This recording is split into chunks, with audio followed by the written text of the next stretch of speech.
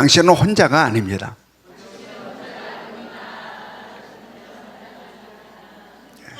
좀 더 활기차게 그리스도와 함께입니다. 시작.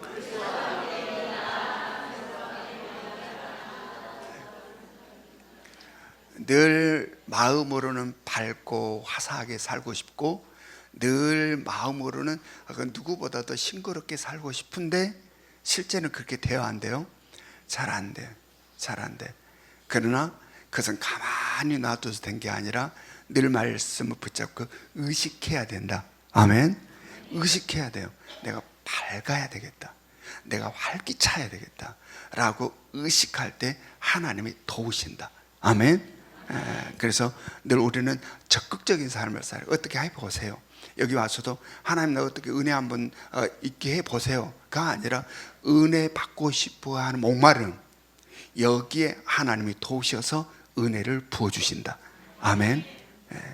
그러므로 이 시간도 그런 은혜가 충만할 수 있기를 원합니다. 하나님의 은혜 가운데 그리스도와 함께 이루는 세 번째 역사인 포스트 인카운터가 5주를 넘어서 이제 6주째가 되었습니다. 오늘이 지나면 이제 몇 번 남아요? 4번밖에 남지 않은 거죠. 벌써 이렇게 지나갔어요. 엊그제 시작한 것 같은데 벌써 반절을 넘어 6번째 시간이 되었고, 이제는 4주밖에 남지 않았어요. 여러분, 이 그리스도와 함께 이루는 세 번째 역사인 포스트 인카운트가 시작되면서 이것은 기회라는 말씀을 드렸습니다. 기회다. 하나님께서 우리들에게 복 주시기 위하여서 우리들의 허락하신 기회다. 그러므로 이 기회를 놓치지 말자라고 했습니다. 여러분, 우리가 인생을 살아가면서 뒤돌아보면 놓쳤던 기회들이 굉장히 많음을 느끼게 돼요. 그때 그 기회였는데, 그것이 기회였는데, 그 일이 기회였는데 왜 내가 그 잡지 못하고 놓쳐버렸을까? 라고 생각되는 것이, 그때 그것을 내가 붙잡았으면, 그때 그 기회를 놓치지 않았으면 지금 내가 이런 모습이 아닐 텐데 라는 그런 후회를 할 때가 굉장히 많다라는 이야기입니다. 여러분, 왜 기회를 놓치게 되는 겁니까? 왜 그를 잡지 못하고 놓치게 되는 걸까요? 그 이유와 원인은 여러 가지가 있을 수 있어요. 가깝게는 우리의 게으름과 나태함과 이 귀차니즘, 그리고 당시 우리를 두르고 있는 상황과 환경들, 이 많은 것들이 이유와 원인이 될 수 있으나, 그러나 이 기회를 놓쳐버리는 결정적인 것은 뭐냐 하면 바로 그것이 당시에 기회인 줄 온전히 몰랐다는 이야기입니다. 그것이 기회라는 확신이 그 당시에 없었어요. 그러함으로 놓친 거죠. 그것이 기회야라는 확신이 있었다면 뭘 동원해서라도 잡는다. 그런데 당시에 바로 그것이 기회인 줄 몰랐다는 이야기입니다. 몰랐다. 여러분, 그러므로 기회를 잡는다는 것, 기회를 놓치지 않고 잡는다는 것은 놀라운 은혜이고 축복임을 깨달을 수 있기를 원합니다. 이번 그리스도와 함께 이루는 세 번째 역사인 포스트 인카운터, 우리 많은 성도들이 지금 함께 하고 있어요. 특별히 포스트 인카운트에 직접 등록하지 않았다 할지라도 지금 모든 성도가 함께하는 훈련, 111 훈련, 기도 훈련, 말씀 훈련, 사역 훈련을 우리가 함께하고 있습니다. 이것은 바로 기회를 놓치지 않고 붙잡고 있는 그러한 모습이에요. 얼마나 감사한 일인지 몰라요. 여러분, 이제 얼마 남지 않았습니다. 바로 우리의 인생의 그러하듯 쏜살같이 지나가게 될 것입니다. 곧 끝이 있게 될 거예요. 여러분, 그러므로 말미암아 지금 쏜살같이 지나가는, 벌써 방금 이야기 이제 4주밖에 곧 남지 않은 바로 이 일에 우리는 끝까지 최선을 다할 수 있기를 원합니다. 그래서 우리들의 삶에 하나님께서 예비하신 풍성한 열매가 있기를 원하고, 그리스도와 함께한 2026년이 그 어떤 해와 비교할 수 없는 마지막 한 해를 마감하는 그 순간에 뿌듯함과 보람 가득함으로 2026년 한 해를 마감하는 여러분과 제가 될 수 있기를 원합니다. 오늘 말씀 제목이 뭡니까? 다시 한번 시작.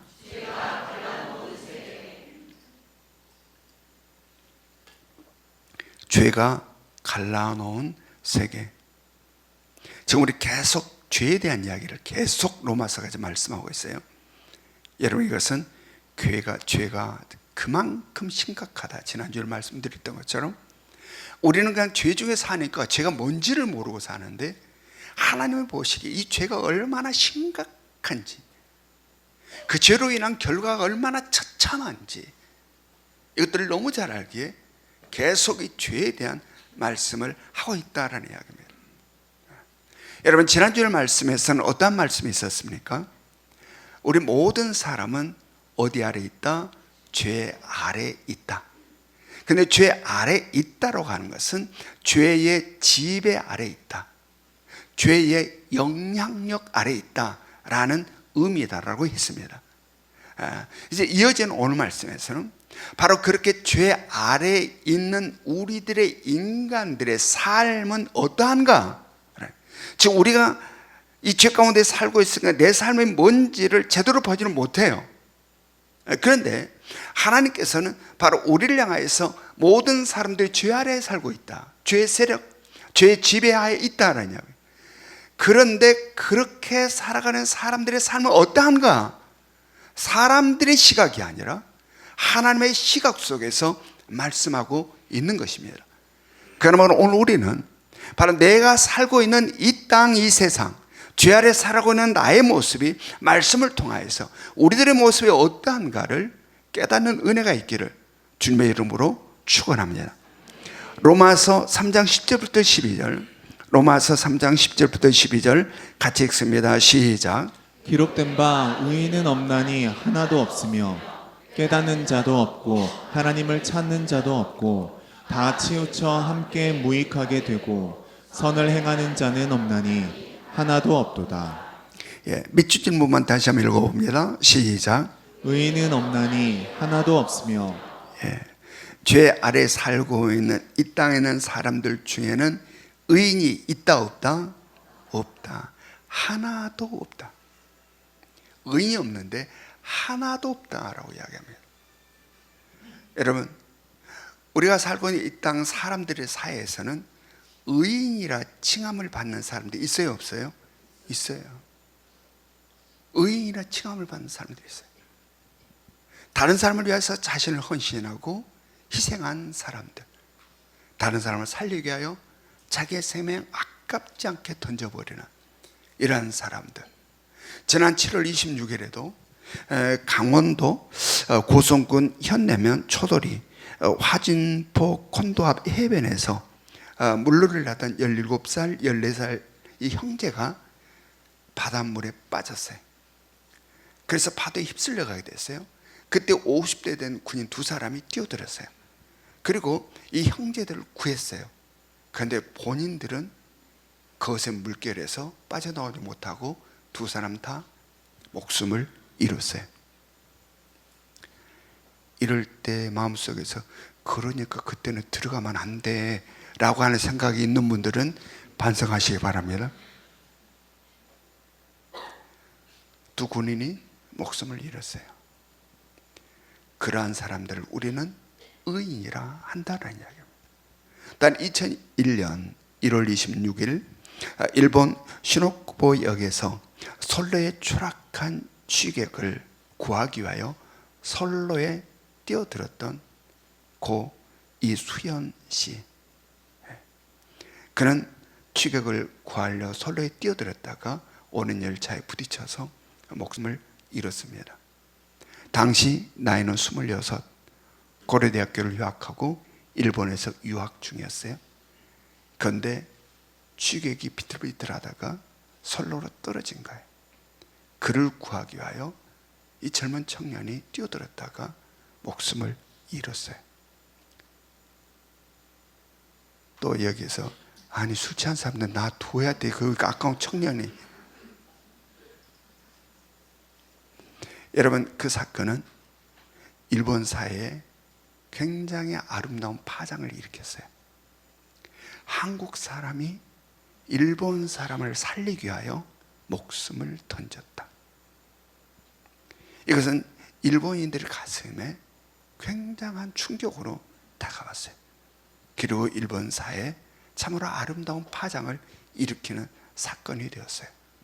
그리고 그 후 매년마다 바로 고 이수원 씨를 추모하는 그런 추모 행사가 열리고 있어요. 그리고 한국과 일본에 그의 추모비가 있는데 그 추모비에는 의인 고 이수연 이렇게 써져 있어요. 여러분, 우리가 살고 있는 이 세상에는 사람들의 마음에 감동을 주고 가슴을 뭉클하게 하는 그러한 삶을 사는 아름다운 의인이 있다라는 이야기입니다. 그런데 오늘 성경은 의인이 있다라고 말하고 있습니까? 없다라고 말하고 있습니까? 없다. 바로 제 아래에 있는 이 땅에는 의인이 없다. 왜 그런 걸까? 여기는 어떠한 차이가 있는 걸까? 바로 사람들의 시각과 평가는 상대적이에요. 그러나 하나님의 시각과 평가는 절대적이다라는 이야기입니다. 절대적이다. 그래서 이 세상에는 상대적으로 괜찮으면 괜찮은 겁니다. 그러나 하나님의 나라에서는 온전하고 완벽하고 완전하지 않으면 아닌 거예요. 자, 이 말을 얼핏 들을 때 우리들의 마음속에는 어떤 생각이 듭니까? 아, 이 세상의 시선과 평가가 더 좋게 들리고 마음에 더 와닿아. 하나님의 나라는 이런 생각이 든다. 세상의 평가가 훨씬 더 마음에 와닿고 좋게 느껴져요. 그러나 여러분 한번 생각해, 이게 왜냐하면 우리가 이 세상에 살고 있기 때문에 그런 거예요. 자, 다시 한번 생각해 봅시다. 시골에 있는 학교에서 공부를 잘하는 전교 1등을 한 번도 놓치지 않은 학생이 있어요. 이 학생은 그 동네에서, 그 시골 마을에서 어떤 이야기를 들을까요? 공부 잘하는 학생, 똑똑한 학생, 머리 좋은 아이라는 평가를 받고 칭찬을 받는 거죠. 그런데 이 아이가 서울의 최고의 학교로 왔어요. 그리고 성적이 보니 전교 꼴등이에요. 자, 여기에서 이 아이는 어떠한 아이예요? 공부 못하는 아이, 미련한 아이, 머리가 나쁜 아이가 되는 거죠. 여러분, 이것이 이 세상의 시각이고 평가인 겁니다. 네. 이것이 이 세상을 살아가는 이 세상에서의 시각과 평가다라는 이야기입니다. 네. 상대적이에요. 그리고 거기에는 필연적으로 뭐가 개입하냐면 우리를 참으로 아프고 고통스럽고 비참하게 만드는 비교라는 것이 여기에 들어가 있어요. 비교. 그래서 상황과 환경에 따라 얼마든지 뒤집어지고 바뀌어버리고 변한다. 이게 바로 죄 아래에 살아가고 있는 우리들의 삶의 모습이다라는 이야기입니다. 그러나 하나님의 나라는 그렇지 않아요. 의인이면 언제나 의인이에요. 의인이면. 왜냐하면 상대적 의인이 아니라 절대적 의인만이 가는 곳이기 때문에 여기서는 상대적 비교가 존재하지 않아요. 여기는 상대적 의인이 가는 게 아니라 절대적 의인만이 가고 온전하고 완전한 나라이기 때문에 그러하다. 여러분, 무엇이 이렇게 갈라놓습니까? 예? 이 땅과 하나님의 나라, 무엇이 이렇게 갈라놔요? 죄가 갈라놓은 거예요. 죄가 있고 없고의 차이. 그래서 죄가 갈라놓은 이러한 세계인 거죠. 여러분, 이 땅은 죄 아래에 있는 곳이에요. 죄 아래. 그러므로 죄 아래에 있는 우리들은 죄로 인하여서 이 땅을 참으로 힘겹게 살아가는 삶 있을 뿐만 아니라 바로 이러한 상대적 비교 속에서 우리는 살아간다. 그래서 늘 여기서는 괜찮은 것 같은데 저기 보면 비참함을 느끼는, 이게 우리가 살아가는 이 땅의 삶에, 왜냐하면 죄의 지배를 받고 있고 죄의 영향력 아래 있는 우리들의 삶에. 그래서 오늘 성경은 바로 이 땅에 살아가는 사람들을 향하여 의인은 없나니 하나도 없다 라고 말씀하고 있는 것이죠. 자, 여기에서 우리는 다시 한번 이제 우리를 생각해 봅시다. 하나님의 전적인 은혜로 예수 그리스도를 믿어 예수 그리스도의 십자가 대속으로 말미암아 죄의 사함을 받아 상대적 의인이 아니라 어떤 의인이 되었다? 절대적 의인이 되었다. 아멘.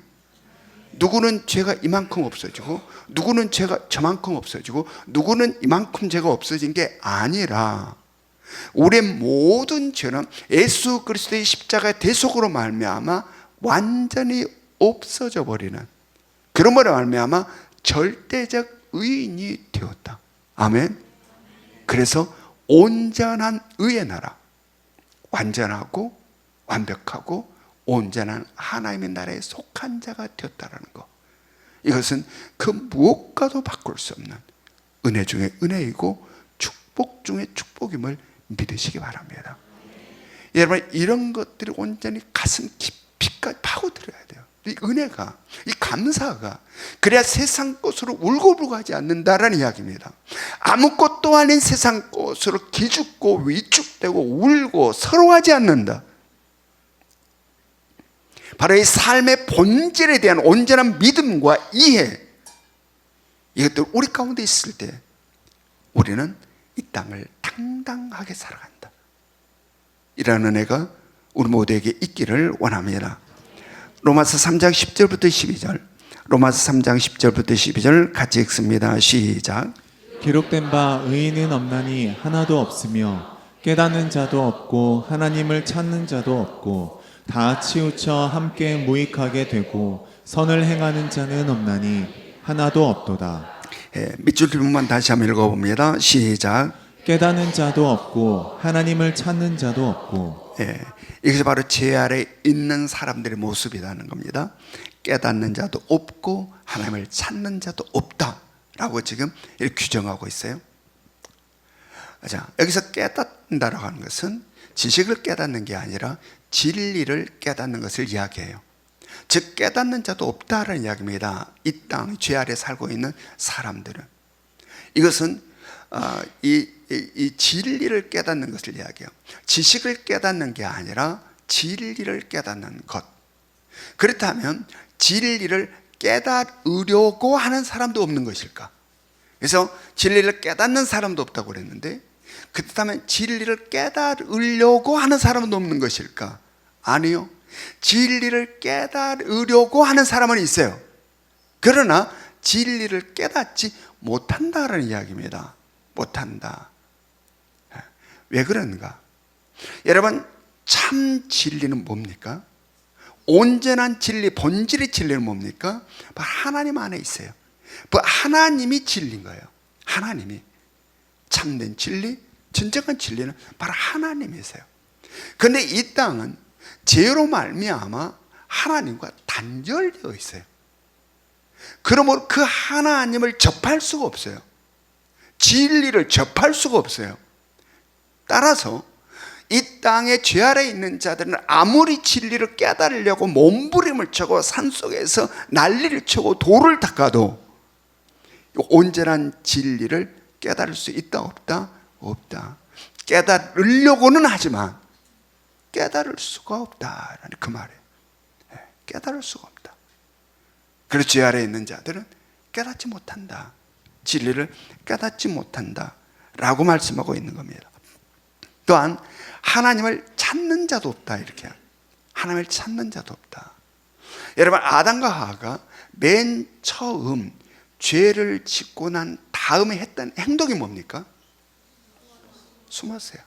하나님을 피하여 숨었어요. 바로 이것이 죄가 인간 가운데 들어옴으로 인하여서 나타나게 되는 행동이다라는 이야기입니다. 숨는다. 하나님을 피한다.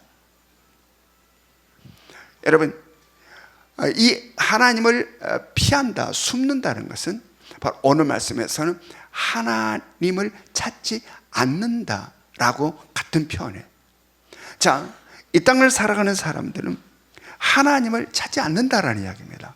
하나님을 찾지 않는다.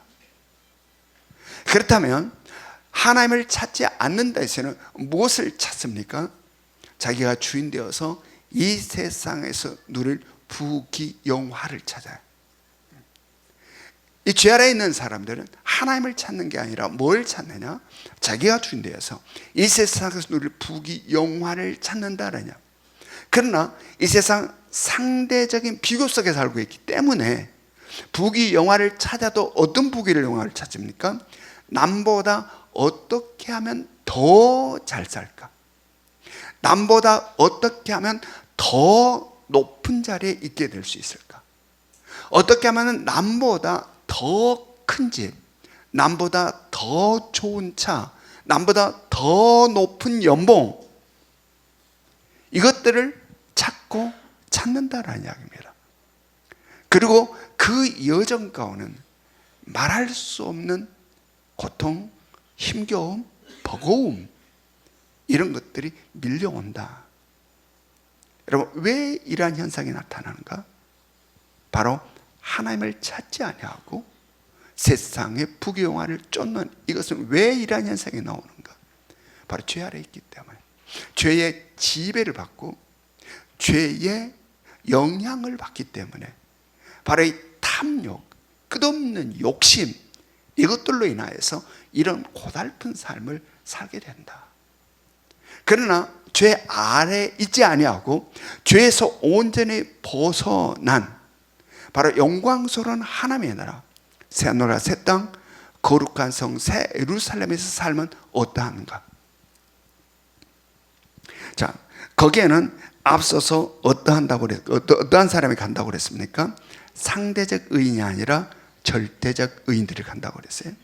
거기는 온전한 의의 나라고 완전하고 완벽하다라고 했습니다.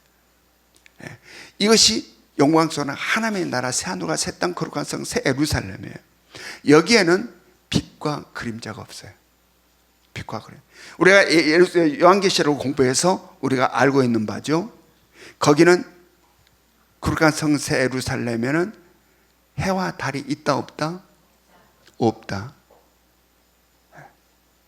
영광스러운 하나님의 나라, 새하늘과 새 땅, 거룩한 성 새 예루살렘에는 해와 달이 없다. 어떤 빛 가운데 산다고 그랬습니까? 하나님의 영광의 빛 가운데 산다. 아멘.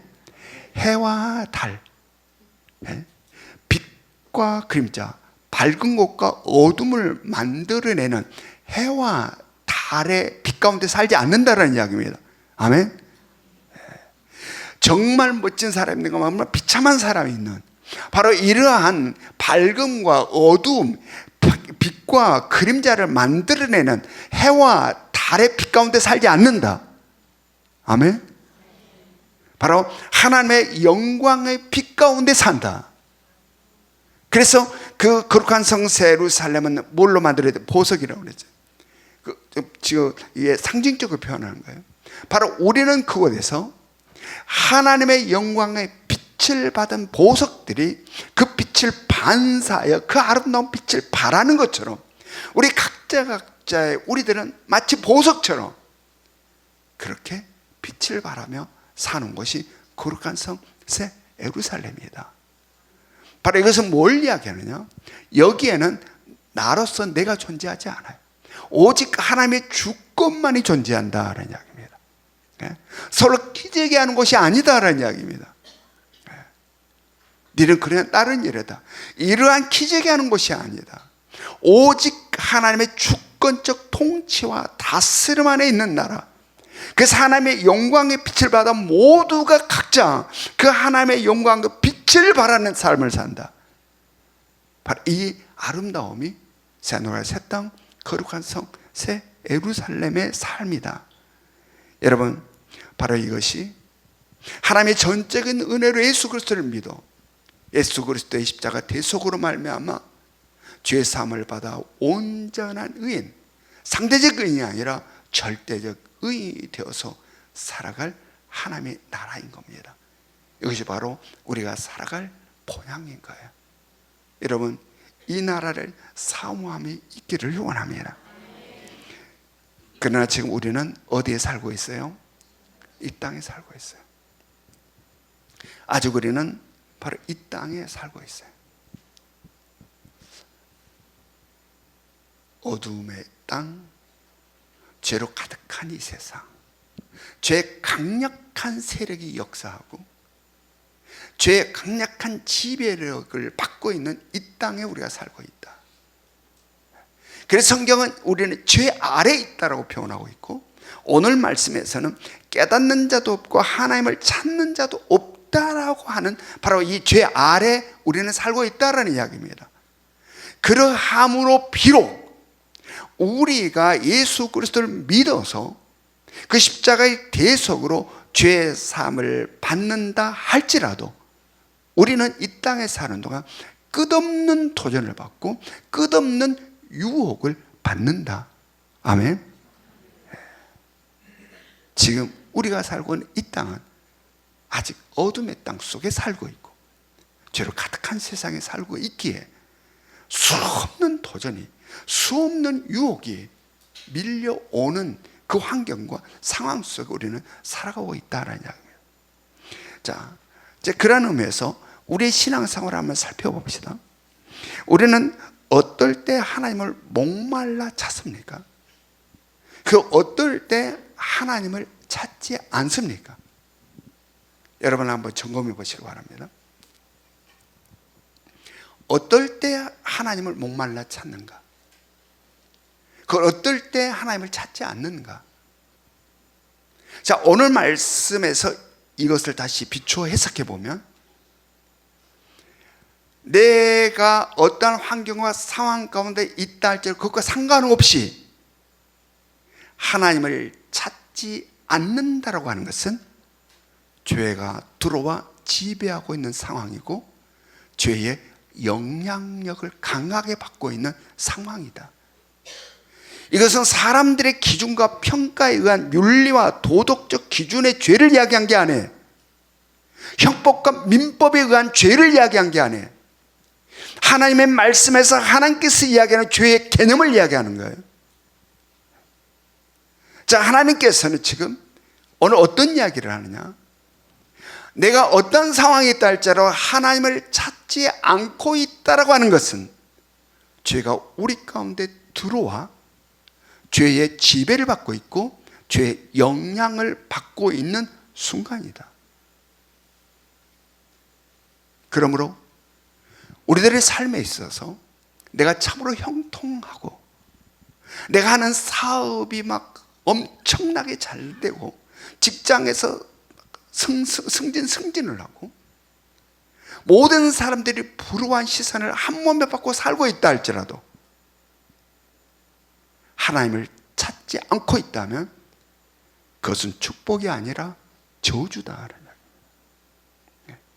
세상에서 사업이 잘 되고 직장에서 승진을 거듭하고 하는 것마다 잘 나가고 그래서 사람들이 와 하고 부러움을 사는 그러한 삶의 자리에 있다 할지라도 내가 하나님을 찾지 않고 있다면 그것은 축복이 아니다 저주다.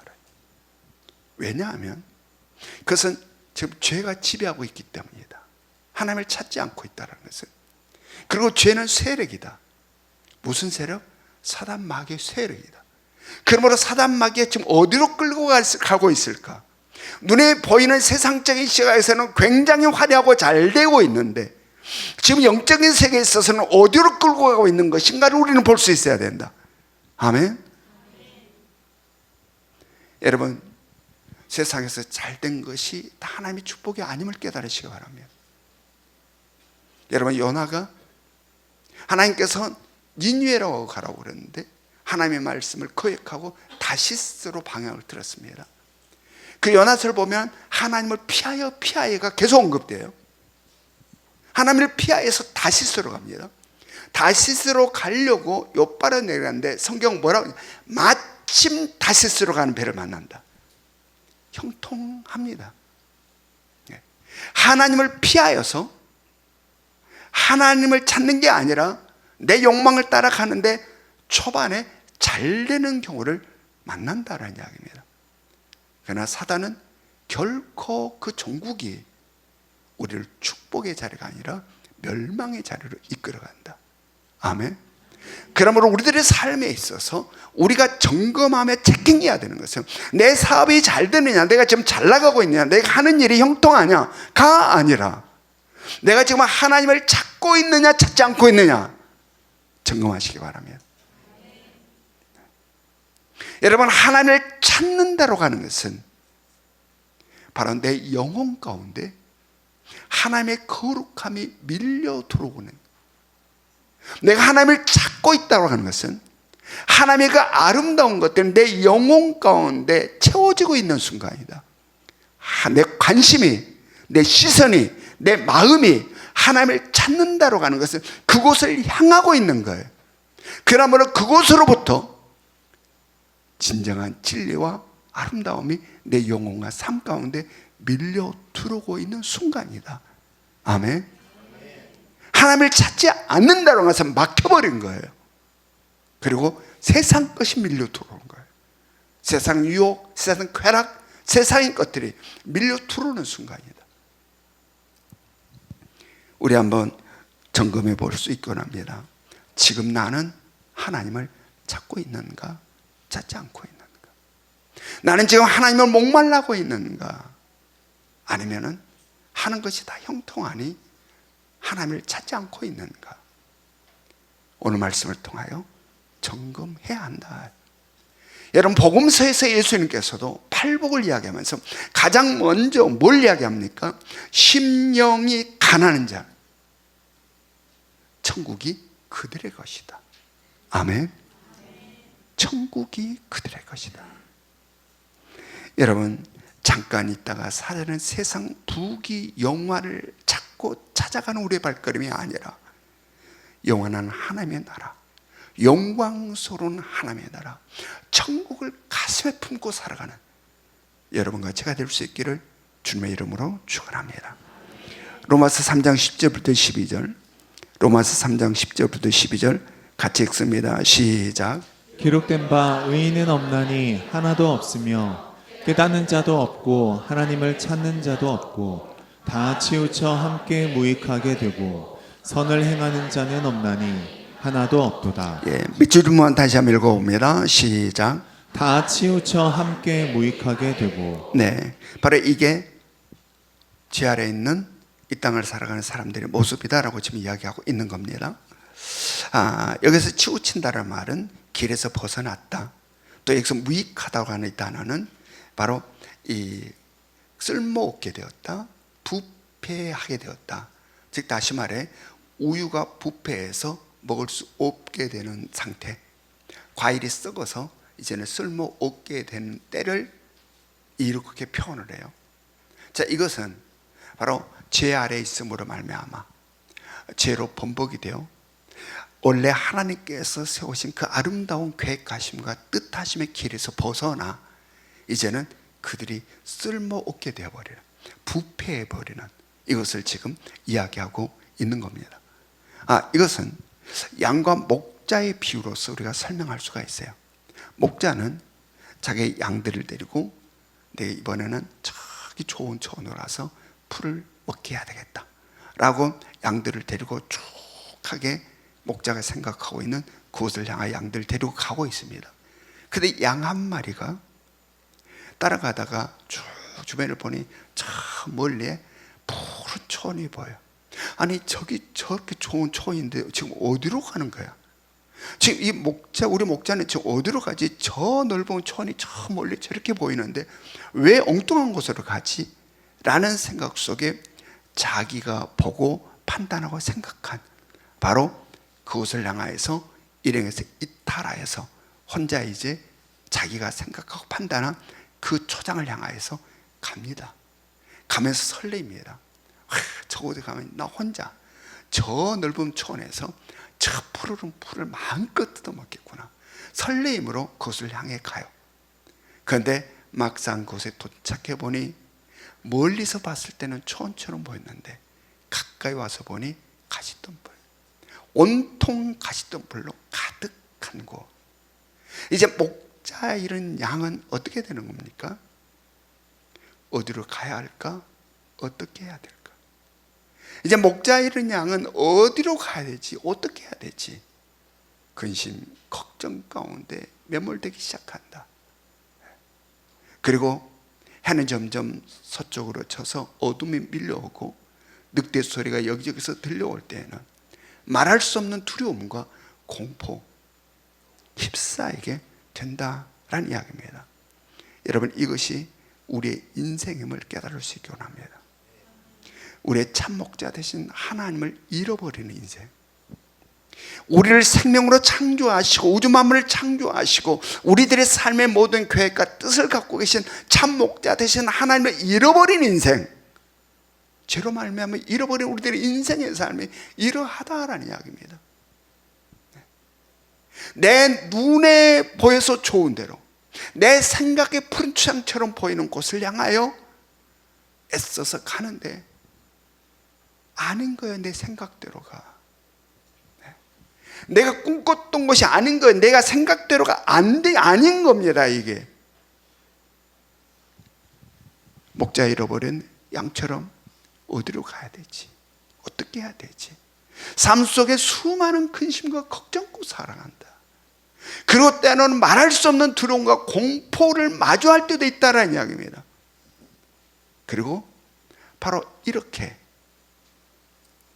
방황하고 헤매며 순간순간 감당할 수 없는 두려움과 공포 속에 살아가는 삶의 여정의 마지막은 허무와 허망함을 마주하게 된다.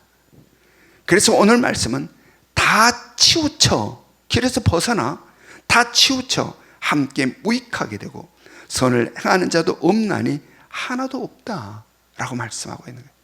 지금 하나님이 인생을 보시는 시각이에요. 시각. 온 우주 만물을 창조하시고 이 우리의 인생, 죄 아래 있는 우리의 인생을 보는 하나님의 시각에서 지금 이야기하고 있는 거예요. 여러분, 이것이 바로 죄로 말미암아 하나님과 단절되어 죄 아래서 살고 있는 우리 인간들의 모습이다 라고 성경이 이야기하고 있는 거예요. 그래서 로마서 3장 23절에서 어떤 말씀을 합니까? 로마서 3장 23절 같이 읽습니다. 시작. 모든 사람이 죄를 범하였음에 하나님의 영광에 이르지 못하더니. 이것은 뭘 말하고 있어요? 절망을 말하고 있는 거죠. 죄로 인한 절망을 말하고 있는 거예요. 아무리 몸부림쳐도 죄에서 벗어날 수 없고 그 죄의 싹은 사망일 수밖에 없는 절망을 이야기하고 있는 거예요. 그런데 바로 이어지는 24절에서는 어떤 말씀을 합니까? 로마서 3장 24절 우리 같이 읽습니다. 시작. 그리스도 예수 안에 있는 속량으로 말미암아 하나님의 은혜로 값없이 의롭다 하심을 얻은 자 되었느니라. 이것은 희망과 소망을 이야기하는 거예요. 누구로 말미암은 희망과 소망을 이야기하고 있어요? 예수 그리스도 말미암는 희망과 소망. 전적인 하나님의 은혜로 예수 그리스도를 믿어 예수 그리스도의 십자가 대속으로 죄사함을 받아 상대적 의인이 아닌 절대적 의인이 되어서 온전한 의의 나라 하나님의 나라에 이르게 된 바로 우리들을 이야기한 겁니다. 여러분, 우리는 이 은혜와 이 축복에 대해서 감동과 감격이 있어야 돼요. 아무런 느낌도 없다. 내 마음에 메말라 있다는 증거입니다. 회복할 수 있기를 합니다. 하나님의 은혜에 가슴 뭉클하고 주님의 이 십자가를 바라볼 때 나도 모르게 눈물이 흐르는 바로 그런 감동과 감격이 있을 때 우리의 영은 싱싱하게 살아있는 것이다. 여러분, 그러나 우리 기억할 수 있기를 원합니다. 우리는 아직 이 땅에 살고 있다. 어둠의 땅, 죄로 가득한 이 땅에 살고 있다라는 이야기입니다. 그러하기에 이 땅을 살아가고 있는 우리는 어떠해야 될까? 우리의 진정한 피난처, 우리의 안식처는 오직 그리스도 예수 안임을 믿으시기 바랍니다. 아멘. 아직 우리 여기에 살고 있으니 우리의 피난처가 있어요. 우리의 안식처가 있어요. 그것이 어디냐? 그리스도 예수 안이라.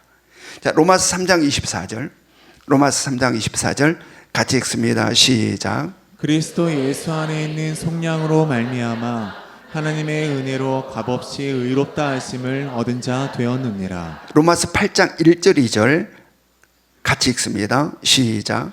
그러므로 이제 그리스도 예수 안에 있는 자에게는 결코 정죄함이 없나니 이는 그리스도 예수 안에 있는 생명의 성령의 법이 죄와 사망의 법에서 너를 해방하였음이라. 고린도후서 5장 17절 말씀 같이 읽습니다. 시작. 그런즉 누구든지 그리스도 안에 있으면 새로운 피조물이라. 이전 것은 지나갔으니 보라 새 것이 되었도다. 아멘. 아멘. 어디에 살고 싶으십니까?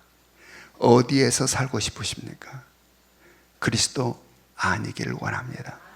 그리스도 밖으로 나가면 안 되는 거예요.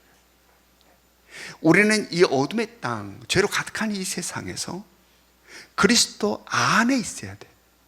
그리스도 밖으로 나가면 안 되는 거예요. 그리스도 밖으로. 결코 세상을 기웃거리지 마시기 바랍니다. 오직 그리스도 예수 안에 있어야 된다. 여기에서 꿈을 꾸고 여기에서 비전을 품고 여기에 진정한 평안과 자유와 행복이 있다는 이야기입니다. 여기에 진정한 세계가 펼쳐지는 거예요. 지금은 보이는 세상에 커 보이지만 믿음 안에서 예수 그리스도 안에 있는 세계 그 광활함을 볼 수 있기를 원합니다. 여러분 그냥 예수 그리스도 아니라는 게 이 세상에 조그만 울타리를 생각하지 마세요. 이 세상은 참으로 작고 작은 잠깐 지나가는 세상. 그리스도 예수 안은 영혼으로 펼쳐지는 세계다. 아멘.